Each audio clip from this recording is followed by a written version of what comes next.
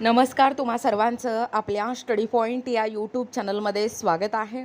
तर supreme court निकाल, कर्मचाऱ्यांच्या महागाई भत्त्यात भेदभाव करता येणार नाही, सुप्रीम कोर्टाचा हा मोठा निर्णय।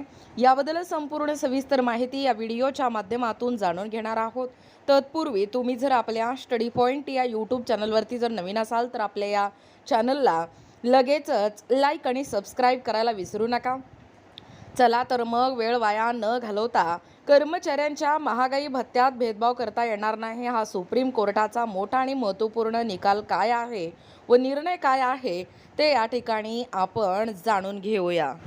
बघा, या ठिकाणी तुम्ही टायटल पाहू शकता। टायटल काय आहे बघा, सुप्रीम कोर्ट अपडेट, कर्मचाऱ्यांच्या महागाई भत्त्यात भेदभाव करता येणार नाही, सुप्रीम कोर्टाचा मोठा निर्णय।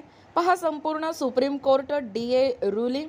देशातील कर्मचारी आणि निवृत्त कर्मचाऱ्यांसाठी महत्त्वाचा निर्णय देताना सर्वोच्च न्यायालयाने स्पष्ट केलं आहे की महागाई भत्ता ज्याला आपण DA म्हणतो आणि महागाई दिलासा ज्याला आपण DR म्हणतो, DA आणि DR म्हणजे महागाई भत्ता आणि महागाई दिलासा यात वेगवेगळ्या दराने वाढ करणे हे अन्यायकारक आहे आणि ते मान्य होऊ शकत नाही। न्यायमूर्ती मनोज मिश्रा आणि प्रसन्न वराळे यांच्या खंडपीठाने केरळ सरकारच्या एका निर्णयावर नाराजी व्यक्त करत हा महत्त्वाचा निकाल दिला। राज्य सरकारने परिवहन महामंडळाच्या कार्यरत कर्मचाऱ्यांसाठी महागाई भत्त्यात 14% वाढ केली होती, तर निवृत्त कर्मचाऱ्यांसाठी महागाई दिलासा फक्त 11% वाढवण्यात आला होता।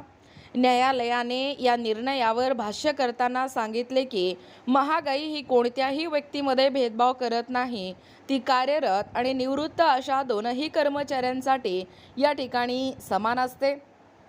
त्यामुळे महागाईमुळे होणारा आर्थिक ताण कमी करण्यासाठी जर भत्ते वाढवले जात असतील तर दोनही कर्मचाऱ्यांसाठी वेगवेगळे दर ठेवता येणार नाहीत।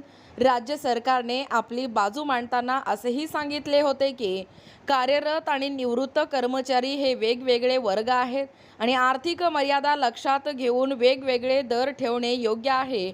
मात्र सर्वोच्च न्यायालयाने हा युक्तिवाद फेटाळून लावला आहे।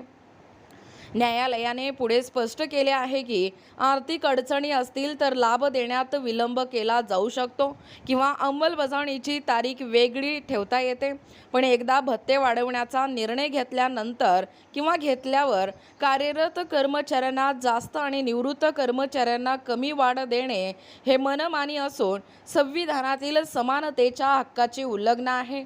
याच निर्णयामुळे देशभरातील कर्मचारी आणि निवृत्त कर्मचाऱ्यांना दिलासा मिळाला असून भविष्यात अशा प्रकारच्या भेदभावाला आळा बसू शकतो।